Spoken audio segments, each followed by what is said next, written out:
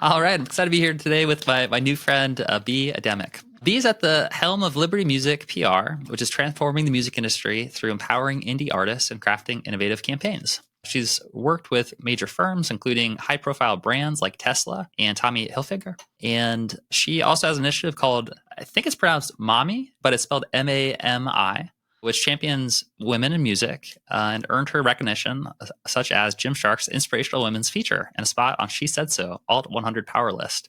And in terms of timing, hopefully it's okay if I mention this, Bea, but it sounds like in about a week or so, you're due for a baby. So you talk about a champion of women in every way.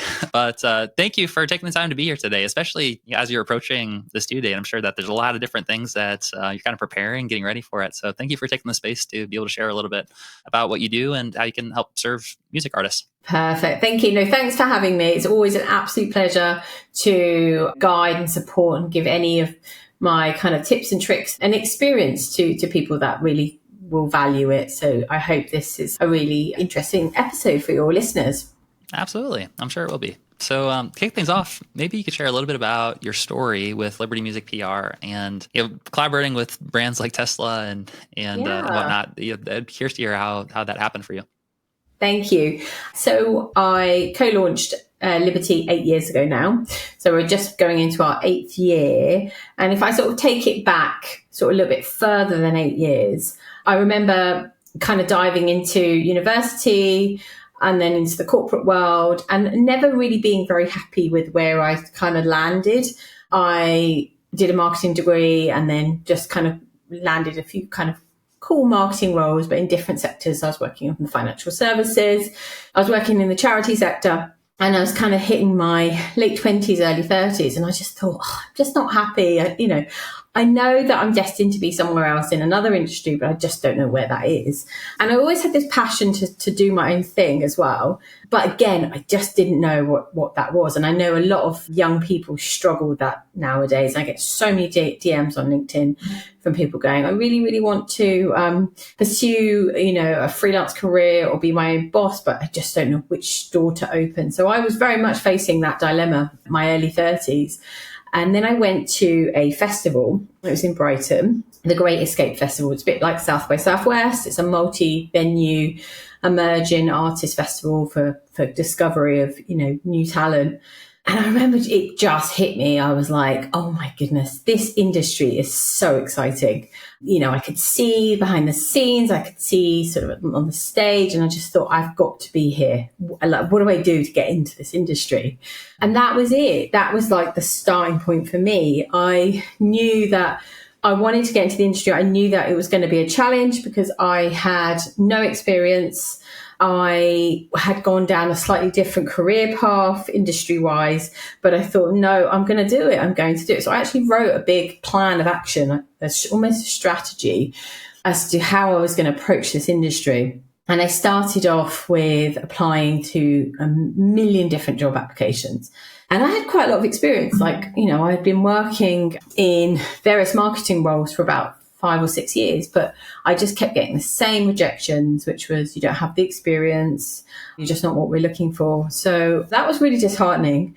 So I decided I was then going to throw myself into passion projects. So, okay, if I don't have the experience, then how can I create some experience?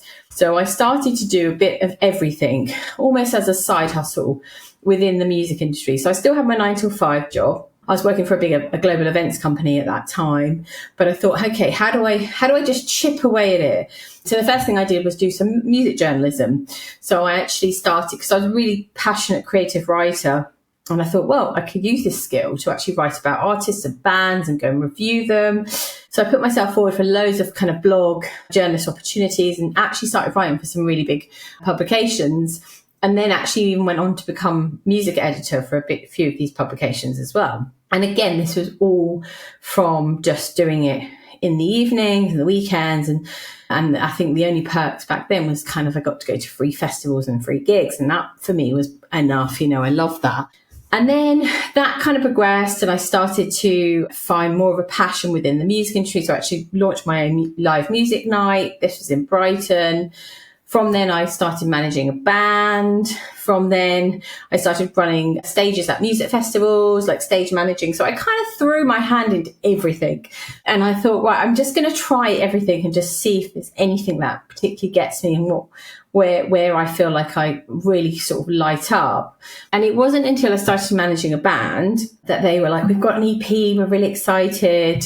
Let's do some proper promotional support on this. So I started researching PR agencies, and we found a couple of agencies we really liked. We basically decided on one, paid the money, and then the results were actually pretty disappointing, if I'm honest. And they'd spent quite a lot of money, the band, on this kind of PR campaign. And they were like, you were the one that recommended this agency, you're our manager, you need to sort this out. And I was like, God, what do I do here? So I basically just had a go at PRing the EP myself. So I thought, well, okay, I'm a good writer, so I can write a good press release. So I was able to put together a really good press release, which I did. I had quite a lot of contacts already. I started to build in the music industry from being a music journalist. So I kind of knew who wrote for where.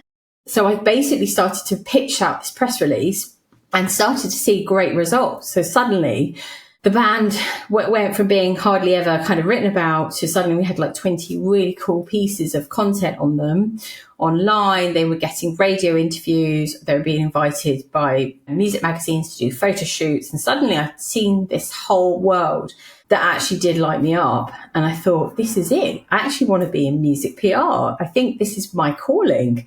So that was the start of it, basically. So it was actually at the tail end of 2015 that I started this very gradual, organic process of starting this career in music PR, basically. And I took on a client, basically. Someone had seen all the work I'd done. I was quite vocal about my successes on social media. A band approached me saying, could you do our next single? And then another one approached me, and then another one approached me. And suddenly I had like 10 clients. And I was still working full time at my previous role. And I just thought, wow, this could actually be a business. I could actually make this work financially. So I remember telling my boss at the time that I would like to go part time and see if I could perhaps do the two together. And she said, no, she said, you're either here fully or we have to let you go. And I remember going home that night and kind of contemplating what to do. And I decided to take the plunge. I thought, if I don't do this now, it may be one of those things I really regret. And if it doesn't go right, then I can always go back to my old career. I had enough savings to sort of keep me going financially for about 6 months. And I thought, well, if I can't make it work in 6 months, I'll just go back to my old career. It's fine. But I did make it work, and I never really had to look back. It was March 2016 that I officially launched Liberty. I didn't have a website. I didn't have a team. It was literally just me with a few local clients, a few local musicians relative to Brighton. And if you fast forward 8 years, that we now have a team of around 45 people, albeit freelancers, people taking on small projects with us. Some people are with us full time as actual employees. We have a commercial director. It's now a proper established business, and we work with over 60 clients a month. So, I've been on quite the journey. And when I first launched Liberty, I actually also fell pregnant around the same time. So it was quite an interesting time, 2016. I remember kind of leaving my old job, diving into this. Then I found out I was pregnant. So it was a very different maternity situation back then to what I'm going to experience hopefully now, in that I now have the structures in place. I now have a team in place, and I can actually take that time out to actually enjoy being, a mother second time round. But yeah, I think the kind of story in that is that I kind of wasn't given any opportunities, and I just went out there and sought the opportunity that I wanted, discovered the area of music that I wanted to be in. And here we are now, 8 years later. Yeah. That is so awesome. Well, thank you for sharing that. I love hearing success stories in all kinds of different ways, because I feel like they are inspiring and they can be applied in so many different ways to all of our own journey. It sounds like you started out with nothing really, and you started out with, working a 9 to 5 job. And I think for a lot of us as musicians, we feel in some ways kind of trapped to our 9 to 5, and maybe music is sort of that passion. Maybe that's kind of the thing that we really want to go into. And so hearing how you're able to make that work in addition to you working a 9 to 5 job, damn, like, B is a badass. Thank you. No, I'm a strong believer in the side hustle, because I think it's quite hard to try and launch something completely from scratch without that kind of security blanket. So for me, having that full-time career and being able to sort of launch myself into this music project, Liberty, in the sort of weekends, evenings, felt like a good way to sort of gradually dip my foot in the water or toe in the water. And I think it's the same with a lot of musicians. I know most musicians have 9 to 5 jobs or evening jobs, or another career. So it's very hard to fully throw and immerse yourself into music without having that financial buffer, because it can be quite scary. So, but I'm always a huge believer in just try. So when I get a lot of people asking me, how do I get into the music industry? Lots of young people, they've just left music college and music uni, and they just can't find anything. And it's a very competitive industry. And sometimes it's who you know and what you know and that sort of thing. And and I always just say, if you can, just try a little bit of everything, make yourself known, throw yourself into different circles, and you'll meet some really great people along the way, basically. Absolutely. Yeah. I mean, one thing I really appreciate about your story is both how you came from this place of creating a safety net for yourself in terms of the 9 to 5, but also there's a moment in your journey where you sort of had this crossroads where it's either like you go all in and you give it a real shot, or you don't. And I know for a lot of us, that making that decision is one of the biggest kind of leaps of faith. And I remember having a very similar experience with when we started our band out of high school. We basically had full ride scholarships, or a few of us did, and we weren't sure, do we want to go for the band or like go to college and do it at the same time? One of our producers recommended, if you're serious about actually being successful with your band, then, there's a point where you want to go all in on it and give it a real shot without being distracted. But it was similar to what you had mentioned with your story, in that we found out we could defer our scholarships for a year and basically have this like window through which we could go all in. And we had kind of a fallback safety plan where we could defer our scholarships, come back. And so I think for a lot of people listening to this right now, that might be a helpful, model to kind of look at it is, okay, can I find a way to build the buffer so I have the safety net so that I can give myself permission to go all in for a period of time? Maybe a little bit like a tightrope walker who, if you're going to go out on the tightrope and try it out, like you do want to make sure there's a safety net. So it's like you have that buffer. It's like, so you're not going to die if you fall off. But there's a certain point where it's like you have to let go and like actually go out onto the tightrope, and you have to like give it a real shot. Definitely. Otherwise, we speak to those musicians at Liberty that, we have some people that have been entrepreneurs all their life, or they've worked in investment or banking, and they're like, actually in their 40s, some people in their 50s, and they're like, finally have decided to give it my all in music. I can financially, because I've made my money, and I've never been happier. And they've put together their first album or their EP, and they're so excited to put it out. So I think, otherwise you will maybe leave it a bit too late. But there's never a too late time, I don't think, in music. I think the barriers for age feel like they're coming down slowly. And I think it's a great time to be in the industry. Absolutely. Yeah, maybe we could talk a little bit about that, because certainly in the traditional, music industry, it seemed like there was a certain type of artist that record labels were looking to get behind and kind of break. And it seems like nowadays there's been a big opening and a big opportunity for independent artists, regardless of what style of music you make or what, how old you are. Like there's all these things that aren't really limitations anymore.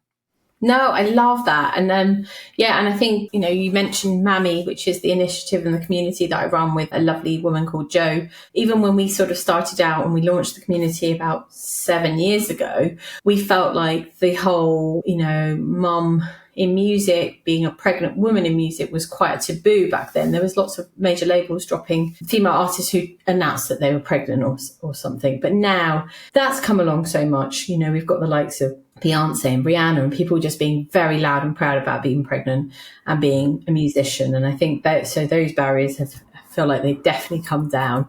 And I think, I think it's the same with age. I think that the industry very, very much did feel like a sort of more favoured towards the young a few years ago, but now it feels like it's changed as well. And I think it's kind of ageless now. And I think we throw ourselves behind anyone, as long, if we love the music and we love what they're up to, it doesn't really matter. And I think record labels and the media have started to recognise that as well.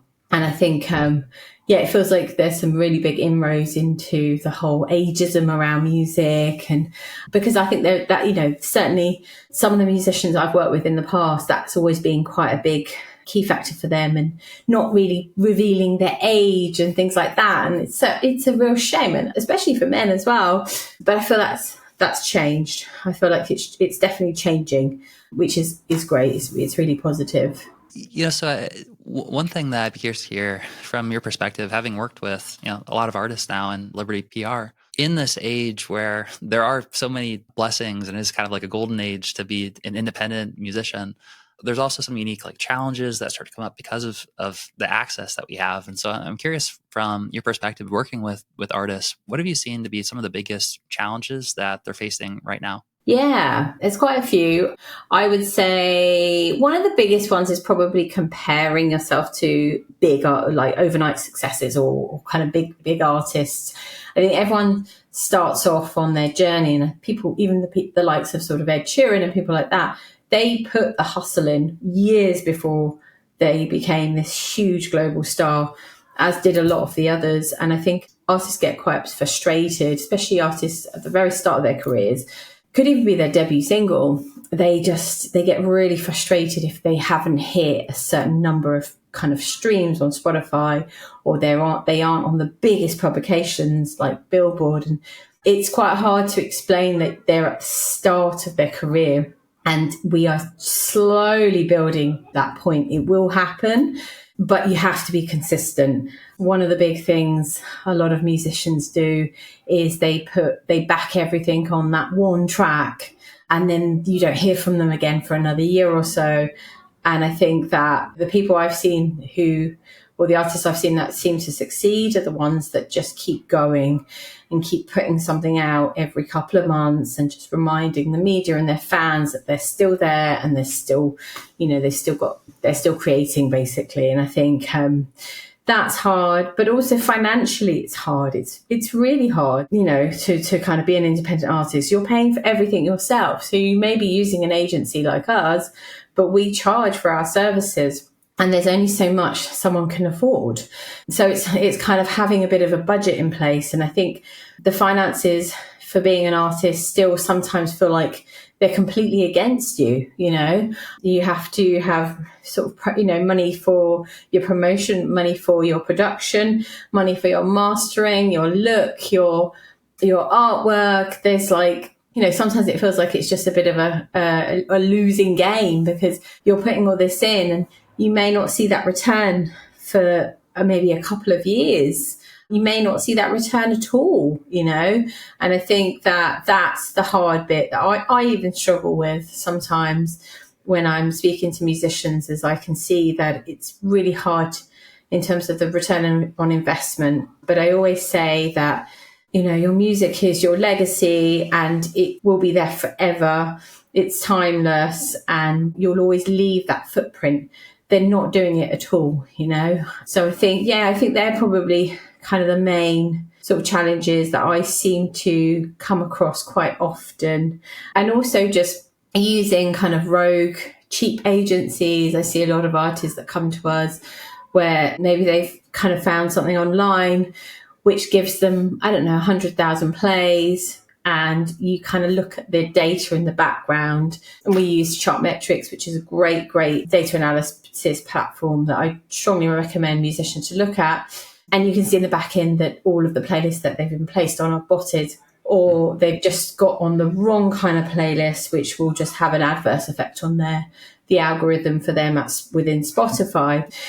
There is no shortcut and there is no easy way to get to the top. You just have to put the work in. And I think that can be really challenging for some musicians. That makes a lot of sense. And it feels like a very honest answer. It reminds me of Steve Jobs had some quote to the effect of saying that he really thinks that 95% of what goes into successful entrepreneurs is just pure perseverance. Like 95% of it is just perseverance and showing up and keep going. It sounds like one of the things that you pointed to is just sort of this phase that you have to go through at the beginning where maybe it's like launching a rocket ship, right? Launching a rocket ship where it's like all the fuel and energy like goes into getting it off the ground. There's all this gravity. It's so hard. It's like 90% of the energy is just like in that initial phase. And when you finally kind of break orbit, now it's like a little bit, you have momentum, it's easier, the gravity's not pulling you. But man, that initial launch phase can be so challenging. Absolutely. I love that analogy. And yeah, I think it's fantastic. And I think, yeah, you're so right. Like I've got some really good friends who have just been sort of putting music out consistently for like maybe the last 8 years. And I'm just starting to see those guys break through. And I'm like, oh my goodness, it's finally happening. So honestly, it might feel relentless. It may feel like you're wasting your time and you're not, there's been no real progression or consistency, but you just have to keep trucking on and keep going and try not to look at the noise and the surroundings and who's doing what and how many plays they've got. And I think there's so much pressure on musicians because you're essentially putting yourself out there, aren't you? And it can be really challenging if somebody has written a bit of a negative review about you, and I think that's really cruel when someone has done that. But that's the industry that you're in.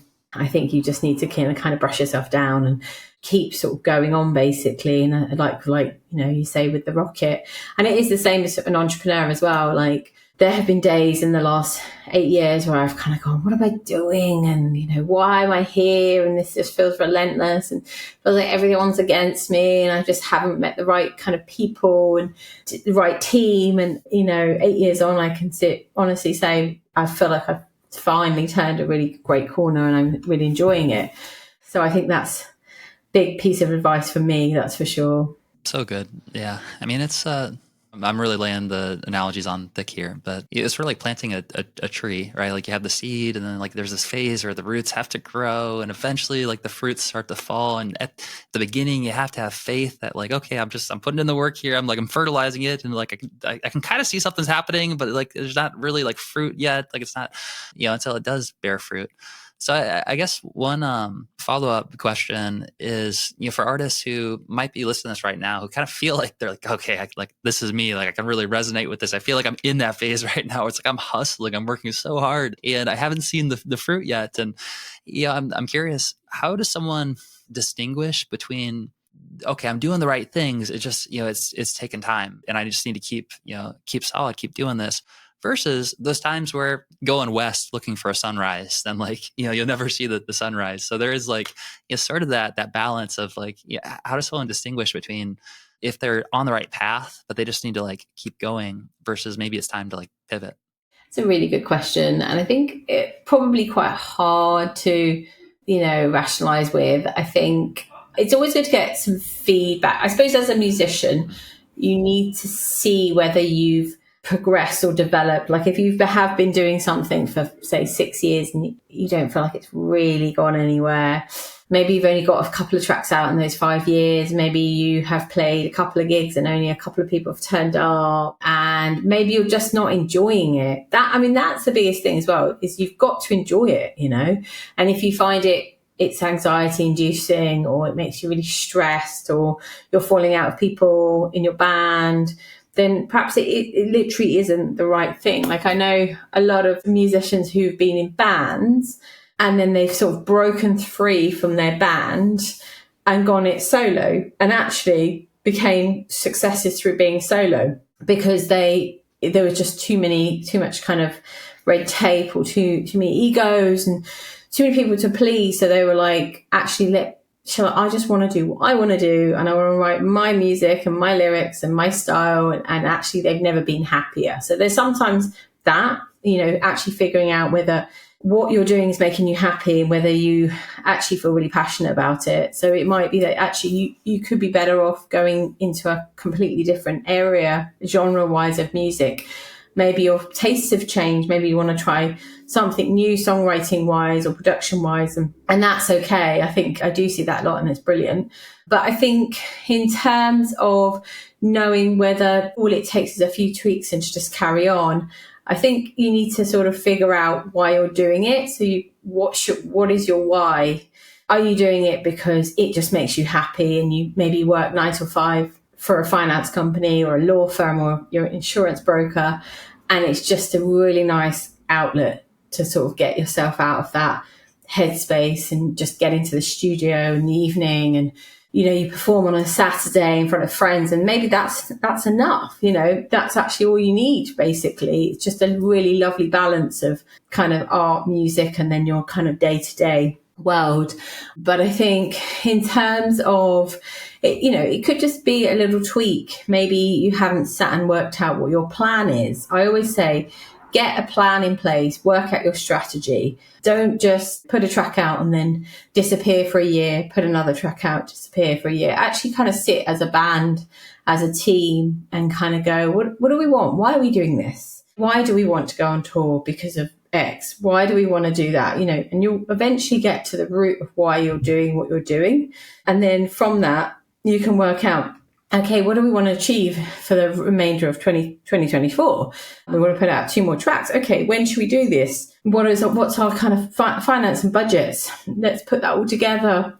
Let's kind of figure out whether we want to revise our sound and our style and our image. We've been running this kind of image for the last 3 years, but it's not really getting much attention. Maybe we need to change our look. I think there's so many things that you can do, but I think it fundamentally goes back to your why and why you're actually doing it. And I think if you can answer that honestly, then you can figure out whether you should just carry on or not. I think if you're doing it because you've always done it, that for me may not feel like the most relevant reason to carry on. I would say, I've always been a musician. I know nothing new, nothing else.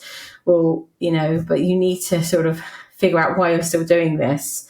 I think you need to have your key reasons, a strong plan in place to figure out the next part of your journey as a musician. So good. Yeah. So it sounds like what you're saying is that, one of the most important things you can do is really get to the core and get to the foundation of why you're doing what you're doing. And then from that, in a lot of cases, that's where the plans, that's where the direction comes from. I'd love to hear your advice as it relates to planning. Like, it seems like, that's one of your genius zones is around planning. And I think for a lot of artists and creatives, like, they know it's important because they've heard the kind of, okay, I need to start with why. And I know like why is important, but they might not be totally clear on like what that looks like or how they even create a plan in the first place. So could you share your advice in terms of when you're sitting down and let's say that you're with an artist right now and they're kind of looking at the next, 3 months or year or 5 years, and like they're kind of like they want to start getting clear on that. How can they go through that process? I always have a notebook with me. It's like one of my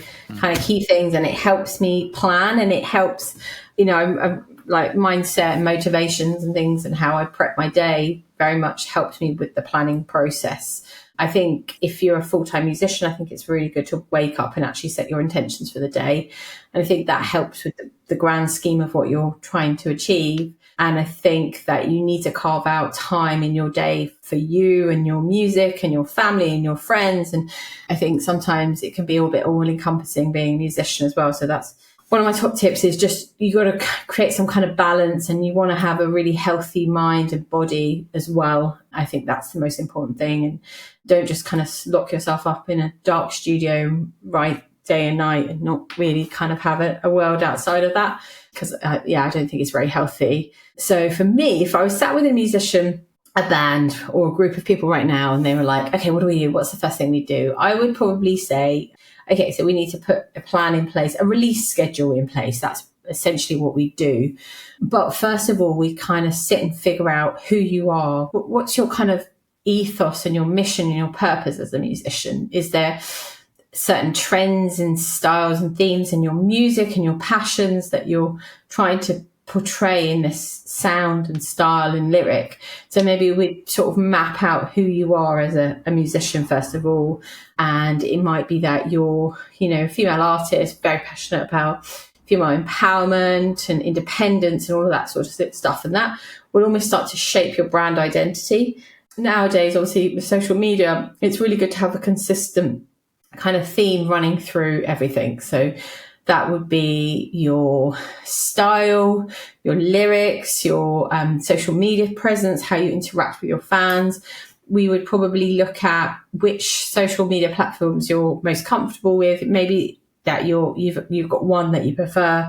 That's fine. Let's just focus on that. Let's just have one that we can really nail and that we can really kind of connect with your fans. It may be that you don't really have any fans. You have maybe a handful of people that kind of like and comment on your say Instagram post, and that's fine. That's the start of your fan base, basically. So what we would do is get you maybe trying to interact a bit more with those fans. So so the first thing is kind of your brand identity, your values, and everything you stand for as a musician. I think that will start to form the basis for your artwork and your image and things like that. So it might be that we go down a bit of a journey in terms of the type of images we put out there of you and your music, that's like the tone, what's the kind of language that you're going to start using to interact with your fans. Do you want to just be a releasing artist, or do you want to get out and tour? Some artists just don't like doing the live thing, and that's okay. You don't have to. Or some are just like, I just want to be on the road all the time. And that, again, is brilliant as well. It's fine. Next, we want to look at what's in the song bank. It might be that you've got some really old songs that you're kind of not fussed about and you want to start writing again, but you don't have any sort of creative ambitions. So it might be that we put you in a room with other songwriters to draw out some ideas and inspirations, and you may think actually going down a more collaborative route is great. So I would always suggest having a bank of tracks that we can pick through, not just having one track. It's like, I've got this track and that's it. It's like, let's have about 6 to 8 different tracks we can pick through. And that can form the basis of our release strategy. And it might be that you don't have those yet. So I would probably suggest that you go away and write some music and new material, and then we come back and then we go through that together and we shortlist our favourite songs, which ones we felt were going to be singles, and then maybe wrap that into an EP at the end. So then once we've got the kind of brand identity, the image and the tracks ready to go, that's where I'd say that you're probably in a really good place to start to map out the next 12 to maybe 36 months, so the next year to 3 years. It could be that, what are your biggest goals and ambitions for the next 12 months? It might be, I really want to land a festival stage at my favourite festival. Okay, well, let's look at that for summer 2025 now. How do we shape you into a position where you could get your dream gig at a festival? It may be that you're not on a big stage, but it may be that you just have a presence at one of the smaller stages there if you're just starting out. It may be that I really want to land a New Music Friday, Spotify for UK or whatever. Okay, well, let's, try to feed the algorithm at Spotify with your releases. And, there may be a chance that could happen. It might be that you want to be on, a big radio station. So again, we'd kind of focus on those key ambitions and formulate that as part of the plan, basically. So what I'd be looking for is I'd almost map out, it'd almost be like if you think about sort of a calendar or a planner, it would almost be mapping out timelines. So we want to put out our first new track on the 1st of October. Brilliant. So we've got plenty of time to work backwards from that. So what we would do is kind of figure out the first track that we'd release. When's the second track going to be out? Would that be in late Jan, or do we want to get one more out before Christmas? And we keep working like that. So we'd be like, okay, we've got a track out. What are we going to do with that track? Are we going to work with a PR company? Are we going to do it ourselves? If we do it ourselves, what sort of marketing support is there? There's so many tools now for independent artists, the likes of Submit Hub and Players Push and things like that. I think, there's means of being able to make yourself without using an agency, which can be quite expensive. So basically, it's literally just sort of a plan is like a strategy is literally mapping out what your goals are and how you think you're going to achieve them. Basically, that is it in a nutshell. And you do that over a timeline. It doesn't need to be complicated, and it doesn't need to be pages and pages and pages. As a business, we actually put all of our annual strategy onto one page of A4. That's it. I don't like having kind of reams and reams of sort of pages of strategy. It's just one concise document that maps out what we're going to do and how we're going to achieve it, and then giving ourselves measurable goals. So the same could be with a musician or a band, as you'll set yourself out with some goals, and it might be, we plan to release 3 singles and an EP in 2025.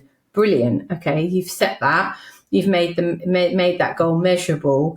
What else are you going to set out and achieve? We want to be playing Glastonbury stage in 2026. Great. Okay, we'll map that out as a goal. So it's giving you a vision board of what you're going to be up to as a band. And then you can pass that on to a manager, you can pass it on to a team member, and everyone can see what your clearly defined goals are for the next few years. Yeah, I mean, there's been so many studies just around the power of goal setting and, the effect of just writing down on paper and getting something down in terms of what your intentions are, what you want to do. And just to recap what you shared, it sounds like what you'd recommend for artists, and really this process that you take artists through, involves, to use another analogy, sort of like you want to map out your plans for where you want to get to and set some strategies for how you get from point A to point B. Maybe one way to look at it would be like setting a GPS. In order for a GPS to work, you need to know what's the starting location. And so at the beginning, you do all of this deep inner work about figuring out like who you are and what's your core, what's your starting point. And a GPS can't function without knowing where you're starting from. But then it also needs to know like what's the destination that you want to get to. So you have to get really clear on what is that destination, what does it look like, where are you trying to get to, and then only from there you can kind of cross that bridge and you can try to figure out, okay, what's the plan to go from point A to point B. And it might not be perfect. You might have to adjust along the way, but as long as you have those key 3 things in place, then you can do it. If you have the part that you talked about earlier about the perseverance, to like keep going when you take a wrong turn, to kind of keep coming back to the path, to keep on that that pace. Yeah. Absolutely. And it might be that the thought of planning and strategizing for 2 or 3 years ahead may feel like it's quite overwhelming, and that's okay. You don't need to do that. If you literally do just want to figure out what you're doing for the rest of the year, that's actually brilliant in itself. If you've never planned before and you literally want to just get some milestones set for the rest of the year, for the remaining sort of part of the year that 5-6 months we've got left. So I think just any kind of plan is better than no plan, and having that direction as to where you're all going. And I think it's really healthy for bands to have that as well, because I think sometimes it can be quite confusing being with a group of other musicians and no one really knows who's doing what, and actually having clearly defined roles as well. It might be that when you're in a musical project, it feels like one person's doing everything. They're the one that's planning the gigs and booking the rehearsals and booking the studio time and stuff like that. And it could give everyone a bit of an opportunity to put themselves forward for different roles in the band and in the music project, and actually see who's doing what and make it really fair. So yeah, that's kind of what I'd add there. Awesome. Well, hey, Bea, this has been a great conversation. I feel like we've gotten to cover some extremely fundamental and important topics like goal setting and planning, and been able to touch on, really, in this amazing age of being an independent musician, some timeless principles that are going to help them to be able to accomplish their goals. So thank you again for taking the time to be here today. And thank you so much for having me. And I'm always here. If anyone wants to find me, I'm obviously going off to have a baby, but I'm going to be still sort of around, obviously. So if anyone's got any anything they want to kind of ask me. They feel like I'm here, so I want to last question, Bea. I was just going to ask, for someone who might be listening to this right now or watching this, who's interested in connecting more with Liberty PR. I'm curious, one, like, who have you found from experience that have just been like the perfect fit, like, your dream clients who are, a joy to work with, who get the best results? Like, who specifically would you say is the best fit? And then where can they go to connect more and take the next step?